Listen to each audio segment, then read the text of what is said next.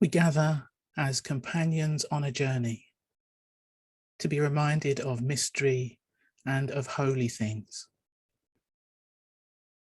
We gather to see each other's faces, to be reminded of the possibility that even in our essential aloneness, we may connect with each other. We gather to weave and reweave community that is animated by the mystery of life. We gather, Spirit of Holiness, to feel your presence, to worship, to listen, to gain insight and courage, and to celebrate the journey we make as companions. Well, these words by Elizabeth Birtles welcome all those who gathered on Zoom this evening for the opening worship of this year's online summer school. This is the second year in a row that we've had to hold summer school online instead of in the Nightingale Centre at Great Hucklow, which has been its home for 25 consecutive years before that, until the pandemic intervened. We will be back. Quite a few of us gathered here tonight will be long-standing summer school enthusiasts, those who come back time and time again, for whom this week in August is a regular fixture on the calendar. And I'm sure there are also plenty here tonight who've not yet had the chance to experience the full embodied summer school experience, and perhaps you're wondering what all the fuss is about. The in-person 24/7 intense experience of spiritual community that is summer school, that is hard to convey in just a few words. Suffice to say, when we're in Hucklow, there is an extraordinary array of engagement groups and workshops, worship and talks, which take us deep into life's ultimate questions and which form lasting bonds between the participants. We can only offer a fraction of summer school online, I'm sad to say. But over the coming week, we have got a fine array of speakers lined up to take on a great theme. Before I go any further, I should mention a few practicalities. There was a link to the order of service in the email that we sent out, so hopefully you can access that if you want to keep track of where we are and what we're up to. We're going to keep you all muted throughout the service, so hopefully that will avoid any distractions from accidental unmuting, and it will allow you to sing with gusto. We're also going to keep the chat box closed for most of the evening for the same reason, but we will open it during the closing music for your responses, particularly responses to the question, why are we here? Please remember that if your camera is on, we can see you. So if you go wandering about the house, please turn it off. Subtitles will be available via the live transcript function on Zoom. They are automatically generated, so they might be a bit hit and miss. There might be some amusing mistranslations. And if you can't stay for the whole service or your connection is playing up, don't worry. We are recording this service. It should be available tomorrow if you need to catch up. So tonight's service is intended to gather us as a virtual community for this week and to introduce our theme for 2021. Why are we here? Discerning our Unitarian mission in an upturned world. So why are we here? Why are we here tonight, I mean? What brought us each to log in this evening and turn our attention towards such a big question? There are so many different ways we could answer. Perhaps it's a topic that you're already passionate or opinionated about. Perhaps you're just here out of curiosity. Maybe you're here out of loyalty or duty. Maybe you were at a loose end, so you thought, well, might as well. But zoom out from that perspective a bit. In a sense, you're here tonight because somehow the path of your life brought you into contact with Unitarianism. You're here because summer school exists, because a group of visionaries got it going in the first place 20-something years ago, and a chain of hands has kept it alive ever since then. You're here because Unitarianism exists, because a few brave souls dissented way back when, because their sense of religious purpose was strong enough to go against the grain, and just enough of us have been inspired by that vision ever since to keep the flame burning. So we're going to light our chalice now. Kate is hosting our chalice for the week. It's one that actually came from the Nightingale Centre in Great Hucklow, so it's a nice connection. If you have a candle to hand, I invite you to light it too. This simple ritual connects us with Unitarians and Unitarian Universalists the world over, and it reminds us of the proudly progressive religious tradition of which this gathering is part.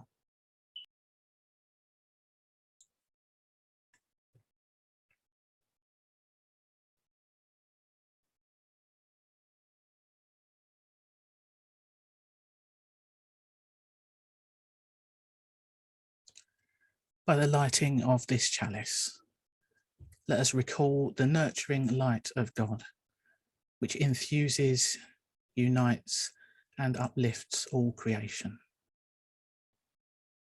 Let us celebrate the nurturing light of humanity, which urges us to choose the paths of goodness, to seek our better selves.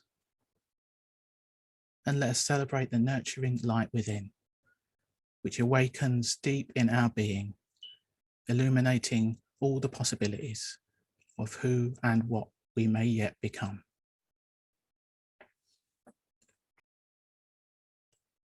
Let's sing together now. Our first hymn tonight is Children of a Bright Tomorrow. This is one we used to sing a lot in my home congregation 20 odd years ago when I first stumbled into Unitarianism, but I haven't heard it quite so much in recent years. I wonder if this is due, at least in part, to the closing line, which I expect takes some people aback. At least perhaps most of us don't know what to make of it. The hymn closes with the phrase, "May we know our timeless mission, universal avatars." When I first heard that, I had to go home and look up what avatar meant, an incarnation or manifestation of the divine. So, we're aiming high with this first hymn already. Perhaps our mission is indeed to know ourselves in some sense as the hands of heart of God in the world, or the embodiment of goodness. We might explore that aspiration a bit more later on and as the week goes on, perhaps. But for now, let's join in singing our gathering hymn, Children of a Bright Tomorrow.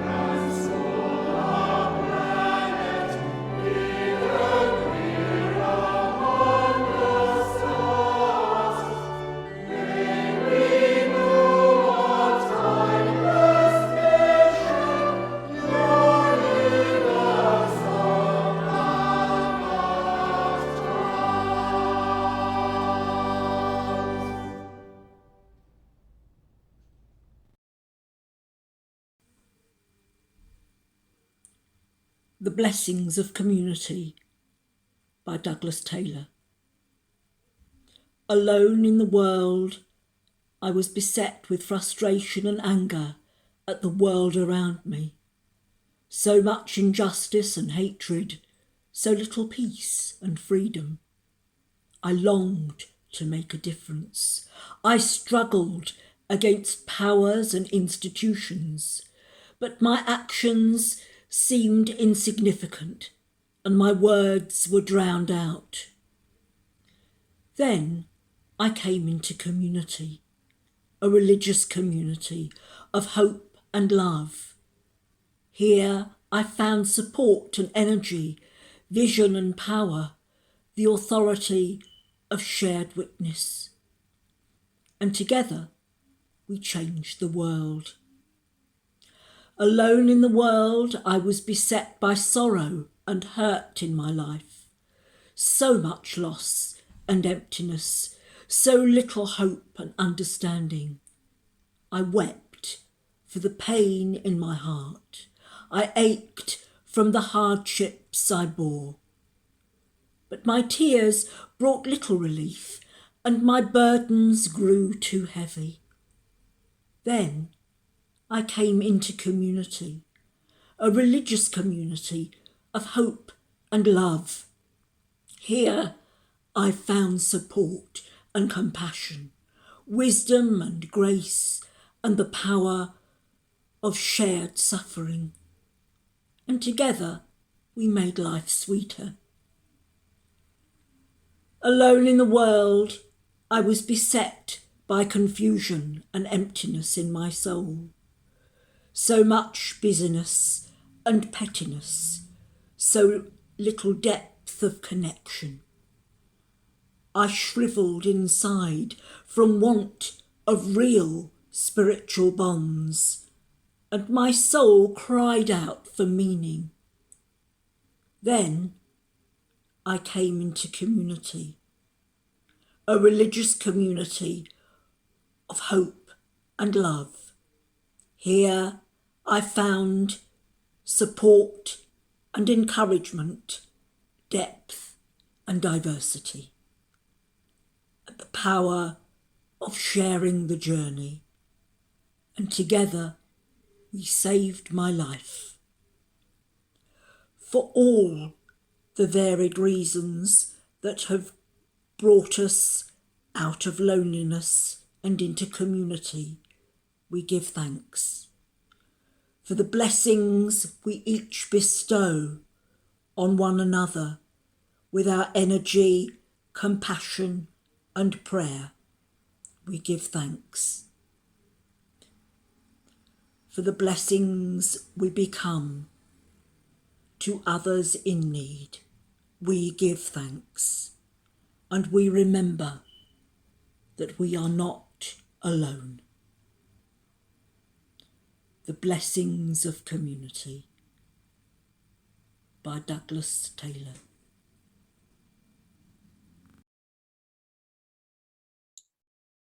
Thank you, Michael. So we're going to move now into an extended time of prayer and reflection. I encourage you to do whatever you need to do to get in the right state of body and mind for us to pray together. You might want to wiggle and get settled into a comfortable position. You might want to adopt a prayerful posture, whatever that is for you. You might want to close your eyes. You might want to turn your camera off. Whatever helps you get your heart in the right place to be fully present with yourself, with each other, and with that which holds us all. This prayer is based on words by Elizabeth Bookey. They're a modern variation on the Lord's Prayer.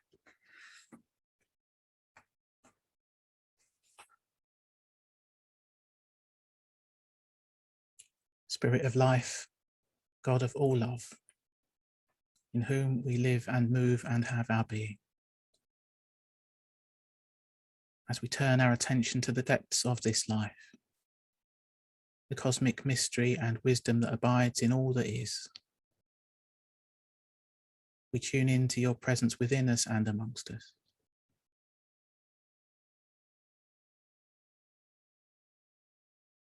As we set out on this summer school week together, seeking to discern our mission and to share our wisdom, we ask for a blessing on our searching and discernment.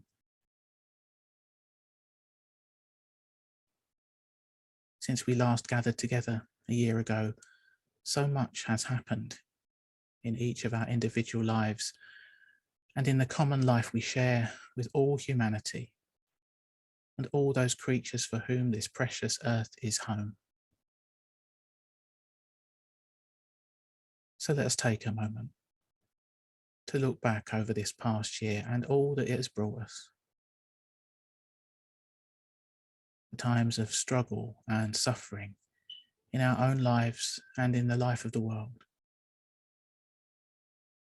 And those moments of joy and celebration that still somehow manage to break through.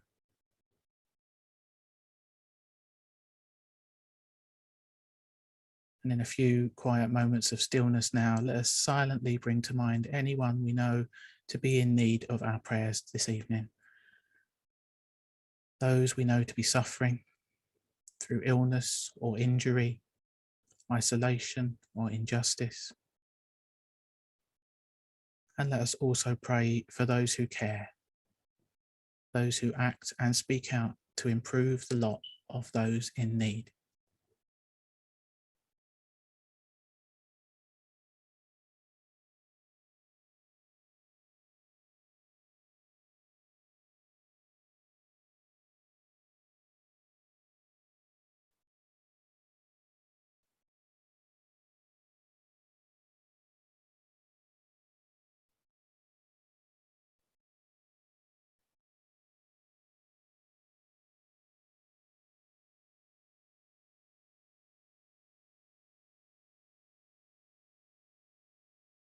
And let us now silently focus our prayerful attention on all that we can still be grateful for this evening. The goodness that persists despite all the world's challenges and uncertainties. All the kindness and beauty, pleasure and delight that we have known and witnessed. In this quiet moment of stillness, let us give thanks for life's persistent blessings.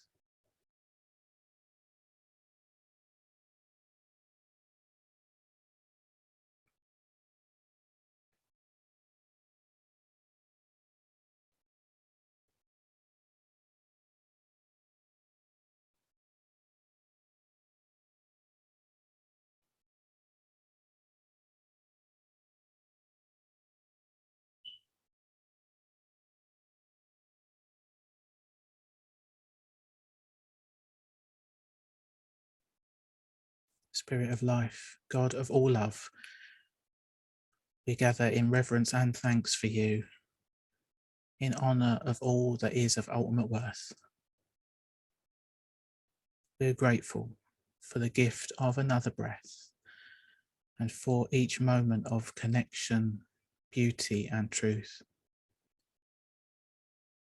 Cry with us in our pain for this troubled and hurting world. Remind us that we're loved just as we are. Remind us that we are connected with all that is. Remind us that we do not journey alone.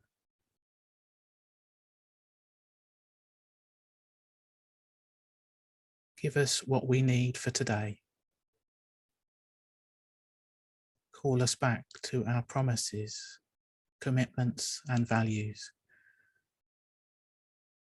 Help us love ourselves and each other, and to show that love in our actions. Make us instruments of justice, equity, and compassion. Free us from all that is evil. For we declare that life and love are stronger than tyranny and fear. That a world of beauty and love is coming, and we must shape it together. Amen.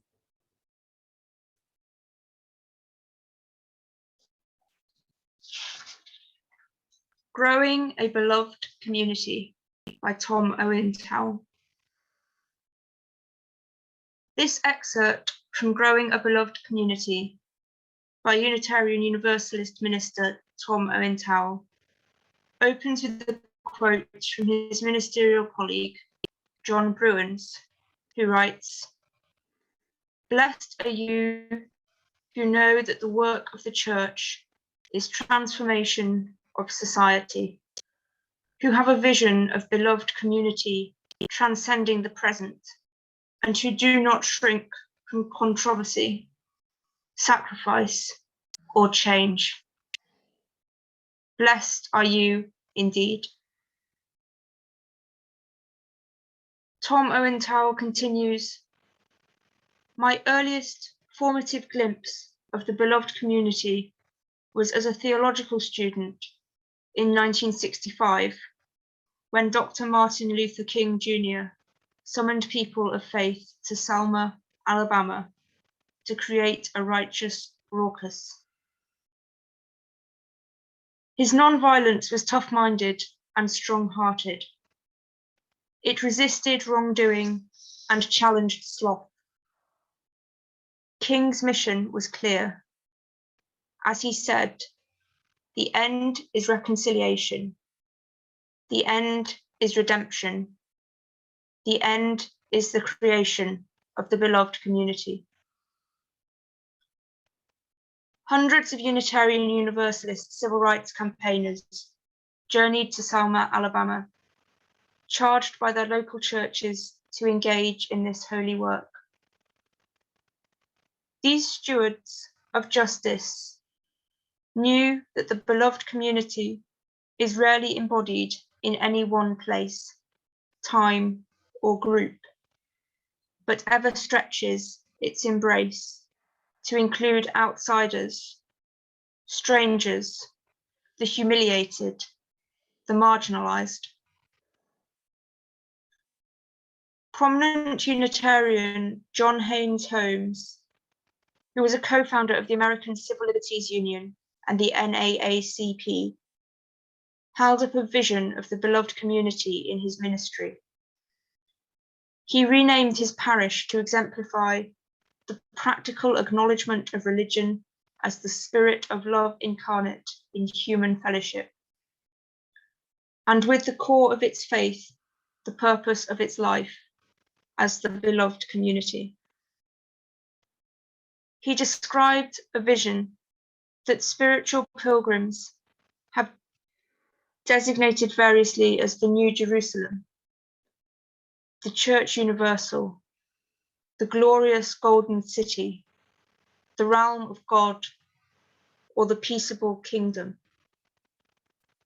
In every case, the beloved community extends beyond any particular parish, society, or nation, to the very edges of the cosmos, welcoming all of God's creatures into its compassionate embrace. Is there a wider, more inclusive phrase than beloved community to embrace the global, ecological, congregational, and interpersonal challenges of existence? Can you imagine a more compelling imperative for liberal religion in today's troubled world? The beloved community is an ideal that can only be approximated during our lifetimes. We can grasp it in part, but not in full. Although the quest for it transcends generations and history, it also transforms us in the here and now. In our respective corners of the earth, Unitarians and Unitarian Universalists valiantly labour to create enduring sites of belovedness, constantly in need of pruning, ever unfinished. But we know this much to be true. Wherever healthy, vital churches thrive, our religion is contributing its fair share towards the beloved community.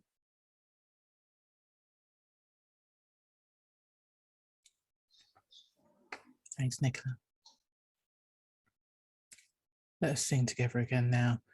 Our second hymn has a slightly mournful tune, but an uplifting message, one which echoes this notion of beloved community, an ever-expanding circle of love and liberation, from which no one is excluded. Please join in singing "Break Not the Circle."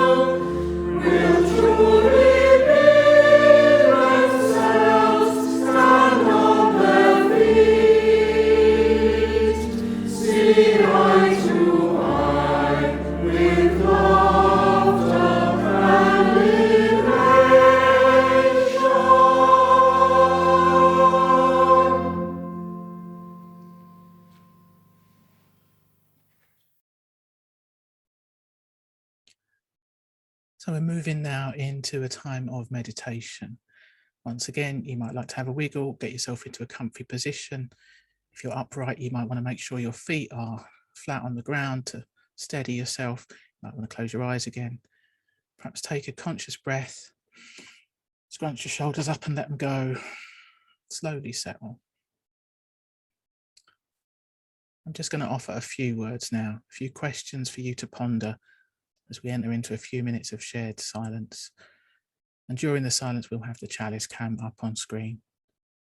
We'll have some gentle music to take us out of the silence. And these words, these images, the music, they're just an offering. You're free to use this time to meditate in your own way. So as we enter into this time of shared stillness, I invite you to ponder this cluster of questions and feel free to just follow whichever prompt most speaks to you. Why are we here? That is, why are we here as a church? What is the purpose of our existence?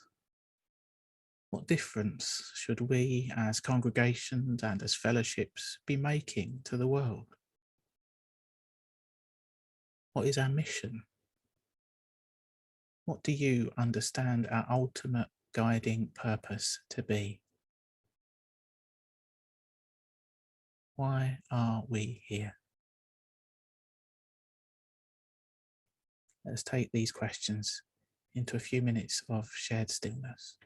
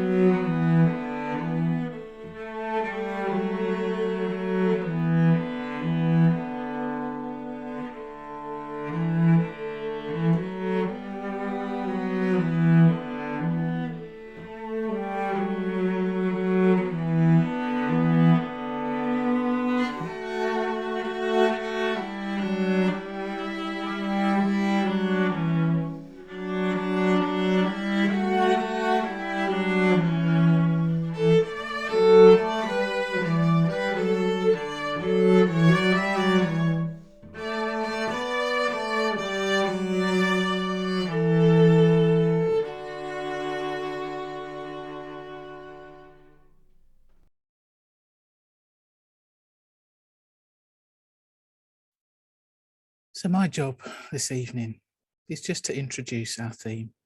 We've got 5 fantastic speakers lined up for the week ahead, and I've only got 15 minutes to play with. But still, I'm going to offer a few preliminary thoughts on this topic. Why are we here? Discerning our Unitarian mission in an upturned world. I think it's important for us to start with an unflinching acknowledgement that to say that we're living in an upturned world is something of an understatement. Many of us likely feel overwhelmed right now, both with grief at the sufferings of the world and all her people, and with our own daily struggles. Many of us are exhausted, if not traumatized, navigating loss and uncertainty, conflict and hardship in the midst of all of this. COVID is not over. Climate catastrophe is beyond denial, well beyond. Intersecting injustices are being unveiled every way we turn, and it's becoming clear how baked into the fabric of our society they really are, how comprehensively things need to change if we're to right these wrongs. The modern media landscape renders knowledge of all the world's sufferings inescapable. Just this week, I read a piece by the Lutheran minister Nadia Bolz-Weber, which reflects on all this. She writes, I used to live in a very old apartment building with super sketchy electrical wiring. Were I to audaciously assume that my hairdryer could run while my stereo was on, I would once again find myself opening the grey metal fuse box next to the fridge and flipping the circuit breaker. My apartment had been built at a time when there was no such a thing as an electric hairdryer, and the system shut down when modernity asked too much of it. I think of that fuse box often these days because, friends, I just do not think that our psyches were developed to hold, feel, and respond to everything that's coming at them right now. Every tragedy, injustice, sorrow, and natural disaster happening to every human across the entire planet in real time, every minute of every day. The human heart and spirit were developed to be able to hold and feel and respond to any tragedy, injustice, sorrow, or natural disaster that was happening in our village. So my emotional circuit breaker keeps overloading because the hardware was built for an older time. I'm not saying we should put our heads in the sand. I'm saying that if your circuits are overwhelmed, there's a reason, and the reason isn't because you're heartless. It's because there's not a human heart on this planet that can bear all of what is happening right now. A little bit of perspective from Nadia Bolz-Weber. So often when I'm confronted with the ills of the world, or much closer to home, the struggles of my own life, or the life of the communities and the institutions that I'm a part of, there's a simple phrase which often comes to mind. It doesn't have to be like this. It doesn't have to be like this. It's a simple phrase, but a powerful one, because so often the temptation is to be fatalistic, to assume that the way things are is the way things have to be. But it doesn't have to be like this. We could collectively choose to organise our lives, our institutions, our societies in a way that better serves the common good, in a way which serves human flourishing and the health of the planet. I often think about this in terms of a God's eye view, because God language, God imagery, that works for me.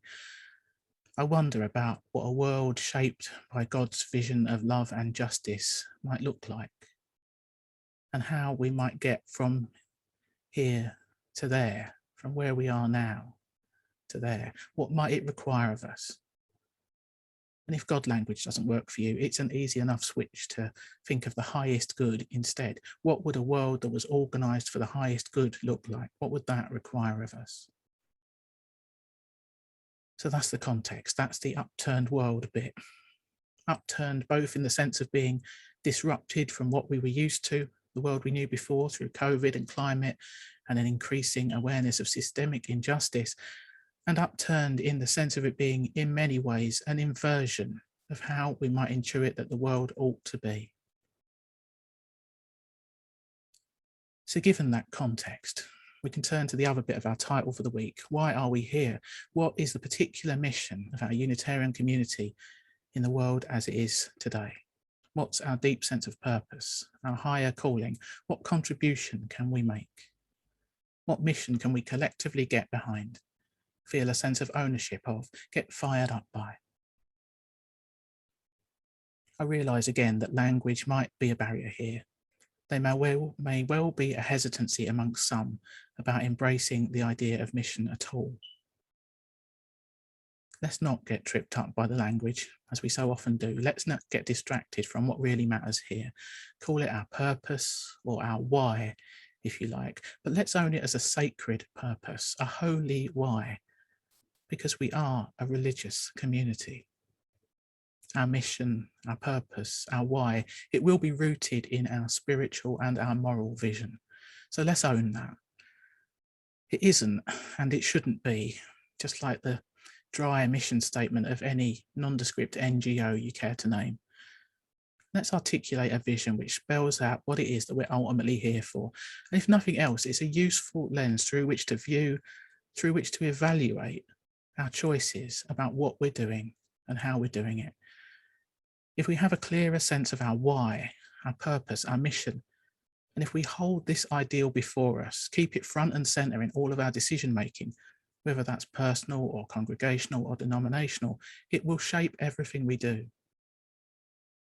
It is important to periodically ask ourselves, why are we doing this?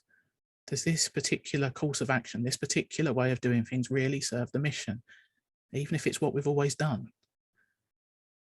This sort of mission-centered reflection may, in changing times, lead us to see that some of our forms and practices need to adapt in order to truly fulfill our purpose as a religious community. Now, in a way, this is all preamble prior to putting my own cards on the table mission-wise. My sense of why we're here, what we're meant to be doing as a religious community, is one that was laid out in our readings earlier, particularly the one by Tom Owen Toll that Nicola read for us. For me, the heart of our mission is building beloved community. And for the first umpteen years of my Unitarian life, I heard this phrase bandied about such a lot out of context. It took me ages to realise that I hadn't understood what it meant at all. I thought when people were talking about beloved community, they meant something like striving to make our congregations friendlier, more inclusive, more welcoming places where we all played nicely and got along. Not that we always managed to achieve even that. But of course, nowadays, I realise that phrase, beloved community, those words carry a lot more weight. To speak of the beloved community with a big B and a big C, in the way that Martin Luther King famously did, that is to hold up a vision of a world transfigured by love and justice, the world as God would see it. And as we heard in the reading earlier, there are many other names that gesture towards much the same vision. Take your pick. The kingdom or kingdom of God, shalom, paradise. If you've read Stephen Lingwood's great book on Unitarian mission, we may hear more of that on Thursday. Perhaps you'd prefer to characterize it more simply as a better world. Each of these images, each of these metaphors has its own resonances, and some may appeal to you more than others. But again, let's not make the mistake of getting hung up on the language or have the vanity of small differences get in the way of discerning a coherent vision here. They all point towards a world where love and justice reign. A transformed world where all are liberated, set free from oppression in all its insidious forms. All of us enabled to live as our whole authentic selves and flourish in our fullness. That is it. And what a dream that is. If this vision of the beloved community or the kingdom of God or shalom or paradise, if this is one that speaks to your heart's longing as it does to mine, that deep longing for love and justice and liberation, if you too have a sense like I do that this should be the vision that shapes our Unitarian mission, then we have to ask ourselves, what would this mean in practice? What would it look like for our congregations to be building beloved community, as I'm sure many of them already are? There's a quote from Rebecca Parker on this. She's a prominent Unitarian Universalist and also United Methodist minister. This quote is one I find particularly compelling, and I've really taken it to heart. She shares a vision of how our congregations can be communities of resistance, countercultural habitations in which people learn ways to survive and thrive that can resist and sometimes even transform an unjust dominant culture. They're an embodied experience of covenant and commitment which ground life in shared rituals that nourish and strengthen people spiritually, emotionally, psychologically, and intellectually, providing a deep foundation for courageous and meaningful living. There's a lot there, and I love it so much that I'm going to read it again. Congregations can be communities of resistance, countercultural habitations in which people learn ways to survive and thrive that can resist and sometimes even transform an unjust dominant culture. They're an embodied experience of covenant and commitment which ground life in shared rituals that nourish and strengthen people spiritually, emotionally, psychologically, and intellectually, providing a deep foundation for courageous and meaningful living. For me, this ties it all together. This sense that we're living in an unjust culture, but that it doesn't have to be that way. That in small communities of resistance, we can practice a different way of living, one that's in alignment with our values and alignment with that vision of beloved community. Even if we're just a small, flawed microcosm of beloved community or an outpost of paradise, I like that one too. In such communities, we can tell the truth about the grief and the overwhelm that we're experiencing. And as our opening words tonight said, we can gain insight and courage from the journey that we make as companions. We can practice grounding our vision of love and justice and liberation in the messy but meaningful reality of living alongside other mixed up human beings in all of our glorious complexity, showing solidarity and offering practical support as we each attempt to live wisely and well. This sort of community does not arise by accident. It takes intention and care and sustained work. That phrase that Parker uses, countercultural, that is important. There are so many magnetic forces in this prevailing culture that pull us back towards unjust and unloving and unfree ways of being by default. And these forces are often really subtle, ingrained habits of being, ways of thinking that are hard to unlearn, and also material realities that constrain our life choices and drain much of that energy that we might use to resist. We know, don't we, that often in our communities, the most privileged still hold most of the power. The loudest voices often dominate the conversation and drown out the tentative offerings of the quiet. Institutional inertia means that we often do what we've always done, so we get what we've always got. And we're often blithely unaware of all the barriers to participation that still exist for those who don't fit the mold. We might talk a good game in terms of diversity, but without critically examining our practice, those words are pretty empty. Beloved community is an aspiration. It is hard to live out this vision in practice, hard to create a culture that goes against the grain. But if we are to live out this vision, to build beloved community, to make our congregations little outposts of paradise, then we need to consciously, doggedly break away from the prevailing norms. And it's a bit of a hobby horse of mine, this. Key to our mission, as I see it, is the sacred practice of intentionally creating safer, softer, kinder spaces. Spaces that are more just, more equal, more truthful. Spaces where every voice is heard, where we resist privilege, redistribute power, practice consent, and give up on pretense, so that all can be authentically present as we truly are. I've experienced flashes of this reality from time to time in our Unitarian communities, most often at summer school, in fact, possibly because it's a bit easier to live up to such high ideals if you know you've only got to hold it together for a week in August, let's be honest. But also I've experienced it in various engagement groups and in groups like Heart and Soul. And now's probably not the moment for me to evangelize at length about the transforming power of engagement groups, don't get me started. But I will just say that for me, such small groups are the key spiritual practice by which we Unitarians might make this vision of beloved community a reality. The key intention of groups like these is to cultivate right relationship with self, with others, and with God, or however you prefer to characterize that larger reality which grounds and holds us all. At their best, these groups are carefully structured to be such countercultural communities of resistance, groups which break the habits of behaviour that we've learned from the wider culture and which model a better way of being. They involve group covenants, which shape how we relate and make space for each other, and simple rituals and structures which ground us in that bigger reality, which remind us of the overarching spiritual purpose which we share. In these groups, we are called back again and again to our highest intentions, and we're supported to realise our mission. And in truth, if you're not used to that sort of thing, they often feel clumsy and awkward. At first, you might feel terribly self-conscious once all your default conversational habits have been interrupted. But in time, you will notice that in these spaces, the quiet voices start to get heard. The invisible struggles start to get seen. People begin to trust one another with the deepest truths of their lives.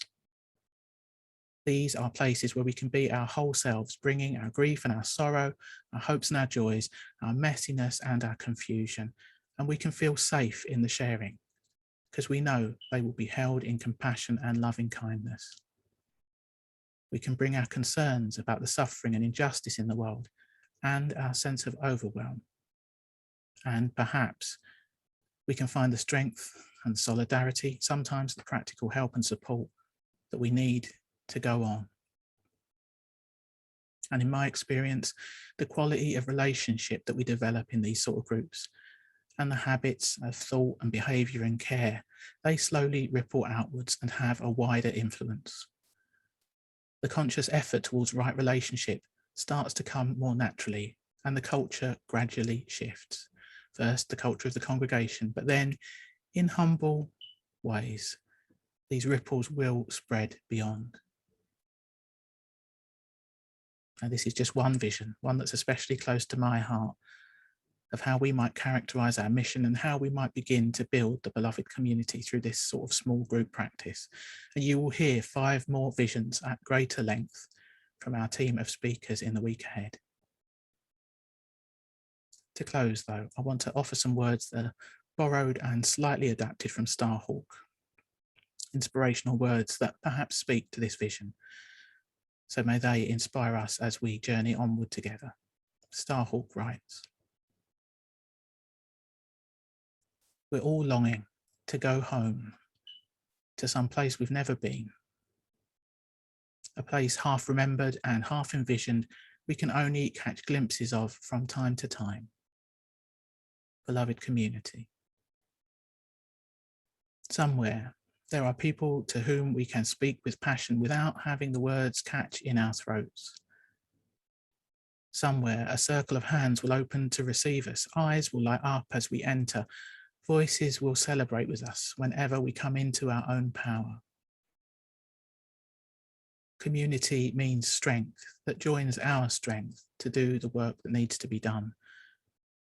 Arms to hold us when we falter, a circle of healing, a circle of friends, someplace where we can be free." Amen.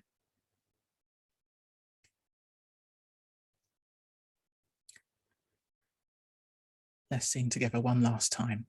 This hymn seems so fitting to our theme that I don't think it'll be the last time we sing it this week. Based on the prophetic words of Isaiah and Amos, we'll build a land.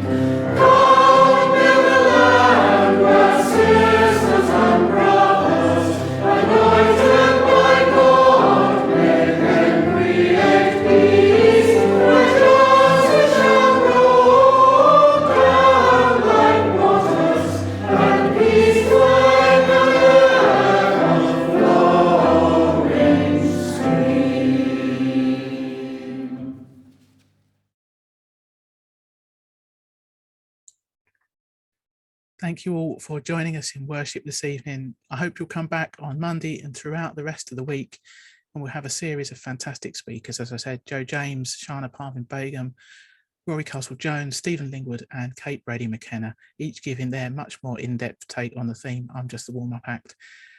As we come to a close, I want to remind you that we will open the chat box during the closing music, and we'll keep the room open for a little bit in case you want to share any of your responses to we hear or anything else you want to say.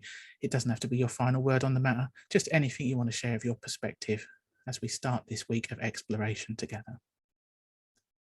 So our closing words now, our benediction is based on words by Andrea Hawkins Camper. May we see all as it is, and may all be as we see it. May we be the ones to make it as it should be. For if not us, who? If not now, when? This is answering the cry of justice with the work of peace. This is redeeming the pain of history with the grace of wisdom. This is the work we are called to do, and this is the call we answer now. To be the barrier and the bridge, to be the living embodiment of our values, to be a people of intention and a people of conscience, to be the ones who radiate love and truth and liberation for all, to be about the work of building the beloved community. May it be so for the greater good of all. Amen.